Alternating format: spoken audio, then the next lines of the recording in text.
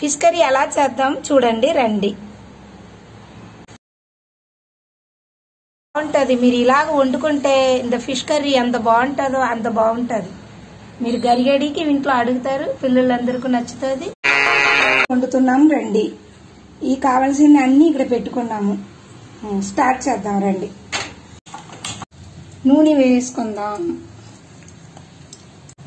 బాగా నూనె వేడయిన తర్వాత సోము, మెంతులు, జీలకర్ర,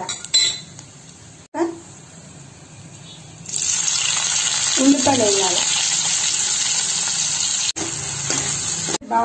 ఉల్లిపాయలు బాగా వేగిన తర్వాత టమాటా వేసేయాలి.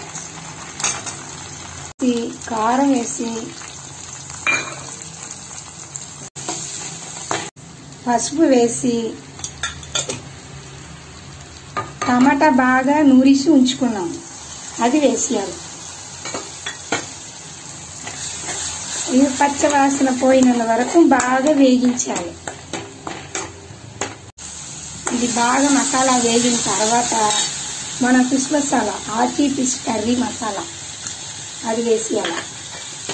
అది వేగించేసి ఒక సెకండ్ ఇలా తిప్పిన తర్వాత ఈ చింతపండు పులుసు వేసేయాలి.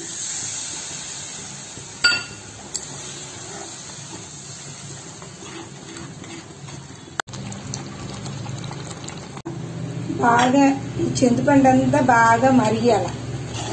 బాగా మరిగి ఇలాగ దగ్గరికి అవుతుంది. ఇప్పుడు బాగా మరిగి నూనె అంతా పైకి వచ్చేసింది. ఆ తర్వాత ఈ చేపల్ని వేసేయాలి. చేపలు వేసేసి అలా ఉప్పు కూడా దాంతో పట్టి వేసేయడమే.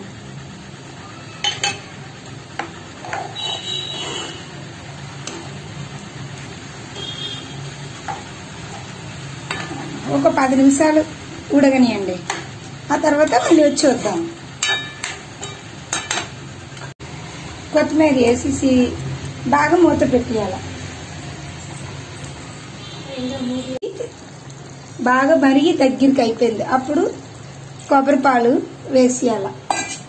ఇలాగ వేసి మీరు వండి చూడండి, చాలా నచ్చుతుంది. ఎప్పుడును పులుసు కలిపేసి చేపలు పెట్టేసి వండుకునే మనకు అలవాటు. ఇలాగ వండుకుని తిన్నారంటే చాలా మీకు నచ్చుతుంది. చాలా టేస్టీగా కూడా ఉంటుంది.